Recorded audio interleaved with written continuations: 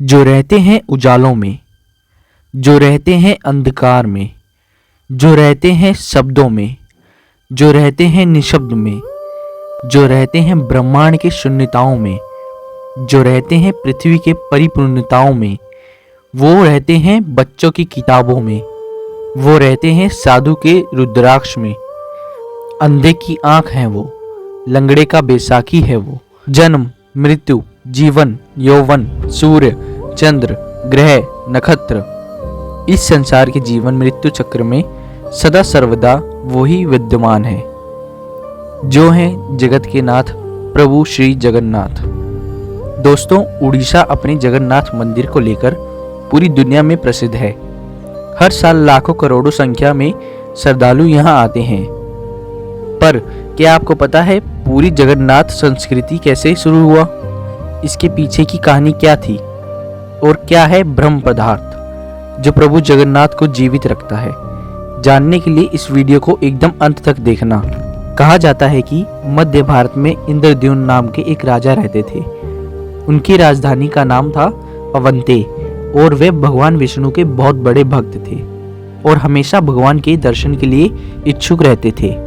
एक बार एक ऋषि घूमते हुए उनके महल में आ पहुंचे और कहने लगे, राजन, उड़ीसा में भगवान विष्णु के भव्य रूप नीलम माधव को पूजा जाता है, लेकिन वो जगह उड़ीसा के कौन से हिस्से में है ये आपको पता लगाना पड़ेगा। ये बात सुनते ही राजा इंद्रद्युम्न अत्यंत आनंद हो उठे और तुरंत महल के मुख्य पुजारी के भाई विद्यापति को आदेश दिया कि वह उड़ीसा जाकर नीलम माधव की खोज करे। राजा के आदेश अनुसार विद्यापति उड़ीसा का भ्रमण करने निकल पड़े। बड़े ही लंबी यात्रा के बाद जब विद्यापति उड़ीसा पहुंचे तब उन्हें कुछ गुप्तचरों के माध्यम से पता चलता है कि सबरों के मुखिया विश्ववासु गुप्त गुफा में नीलम माधव की पूजा करते हैं। ये बात सुनते ही विद्यापति विश्ववासु के सामने विनती करने लगे कि वह उन्हें देव पूजा की स्थान दिखाएं, लेकिन कबीले के सरदारों ने साफ साफ इनकार कर दिया। विद्यापति उसी गांव में कुछ दिन के लिए रहने लगे। कुछ ही दिनों में विश्ववासु की बेटी ललिता से प्यार हो गया और दोनों ने शादी भी कर ली। शादी के कुछ दिन बाद विद्यापति ने अपनी पत्नी को नीलम माधव की सिर्फ एक झलक दिखाने के लिए अपने पिता को मनाने के लिए कहा। अब बेटी की जिद को देखते हुए आखिर विश्ववासु भी मान गए, लेकिन एक शर्त पर कि विद्यापति की आंखों में पट्टी बांधकर लिया जाएगा। पर विद्यापति बड़े ही चालाकी से अपने साथ कुछ सरसों के दाने ले गए थे और गुप्त गुफा तक पहुंचने के रास्ते को याद रखने के लिए रास्ते में सरसों के दाने गिराते गए। गुप्त गुफा में पहुंचने के बाद जब विद्यापति ने आंखों से पट्टी निकालकर नीलम माधव की दिव्य छवि को देखा तब वे उन्हें देखते ही रह गए। गुप्त गुफा से लौटकर विद्यापति ने राजा को सब कुछ बताया और राजा ने भी अपने प्यारे भगवान के दर्शन के लिए तुरंत निकल पड़े।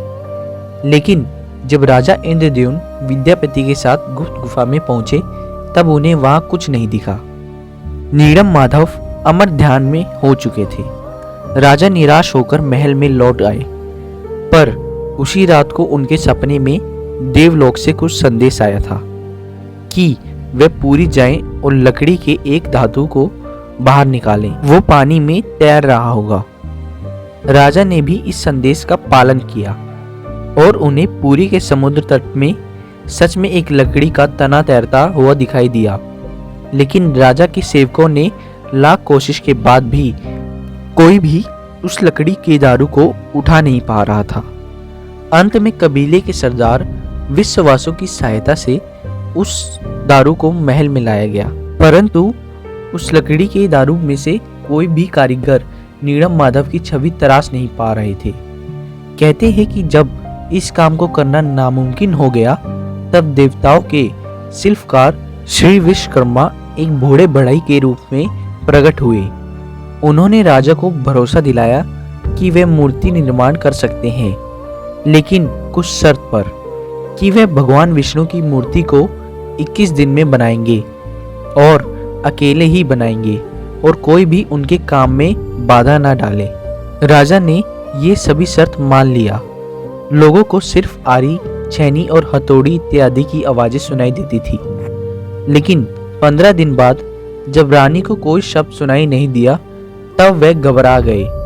उन्होंने सोचा कि बूढ़ा कारीगर कहीं भूख प्यास से मर तो नहीं गया। इसीलिए रानी ने दरवाजा खोलने के लिए राजा के सामने जिद किया।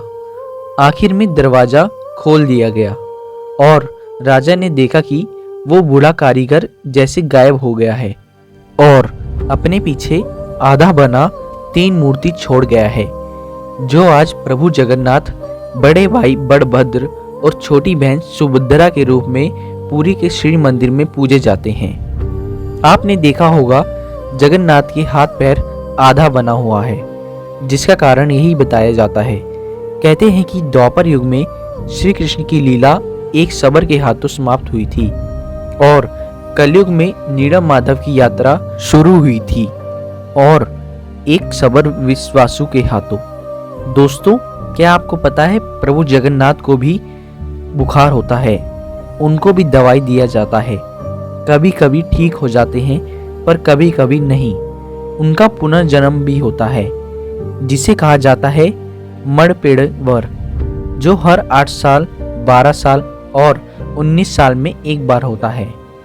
इन दिनों उड़ीसा सरकार पुरी में अंधकार का ऐलान करते हैं और कुछ खास पुजारी आंखों में लाल कपड़ा और हाथों में लाल कपड़ा बांधकर पुरानी मूर्ति से कुछ रहस्यमयी चीज को निकालकर नई मूर्ति में लगा देते हैं, जिसे कहा जाता है ब्रह्म पदार्थ।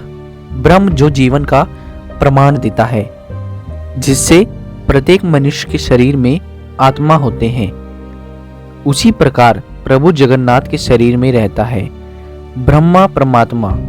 यही कारण है कि प्रभु जगन्नाथ दुनिया के एकमात्र जीवित ठाकुर हैं, वो जो भक्तों की पुकार सुनता है, समझता है और इच्छाओं को भी पूरा करता है।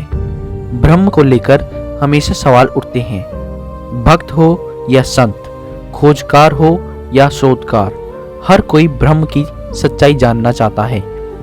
लेकिन आपको बता दूं, आज तक किसी को भी नहीं पता आखिर वह ब्रह्म है क्या। कुछ लोगों के अनुसार ये श्री कृष्ण के अवशिष्टांग हैं, पर कुछ लोगों के अनुसार ये तांत्रिक शक्ति एक पौराणिक शक्ति है और कुछ लोगों के अनुसार ये एक पवित्र आभूषण या फिर एक दुर्लभ पदार्थ है। कहा जाता है कि जब श्री कृष्ण की मृत्यु हुई थी तब एक शबर ने ही उनका अंतिम संस्कार किया था, लेकिन उस वक्त श्री कृष्ण का दिल अथवा हृदय आग में जला नहीं था, जिस वजह से शबर ने उस हृदय को लकड़ी के गुच्छे में बांधकर समुद्र में प्रवाहित कर दिया था, जो फिर बहते बहते पुरी के समुद्र तट पर पहुंचा और जहां से फिर राजा इंद्रद्युम्न प्रभु के मूर्ति निर्माण कर पाए थे। ये था प्रभु जगन्नाथ की मूर्ति निर्माण की कहानी। अगर आप ब्रह्म के बारे में और अधिक जानना चाहते हैं तो मुझे कमेंट बॉक्स में बता सकते हैं। तो प्लीज़ इस वीडियो को लाइक और शेयर ज़रूर करें ताकि सबको ये ज्ञान मिल सके।